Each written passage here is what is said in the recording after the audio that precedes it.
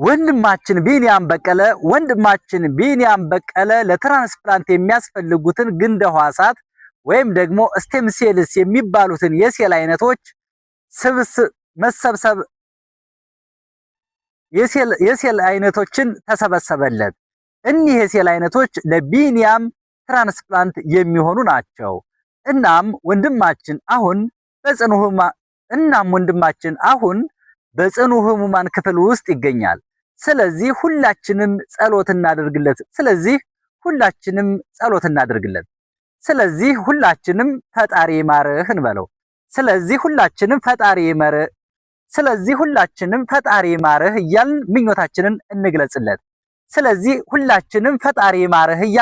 ምኞታችንን እንግለጽለት።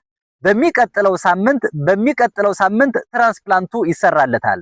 ውድ ኢትዮጵያውያን ስለምታደርጉት አገልግሎት ፈጣሪ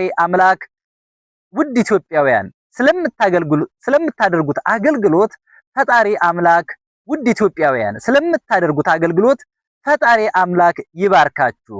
ቢኒያምን መርዳት ለምትፈልጉ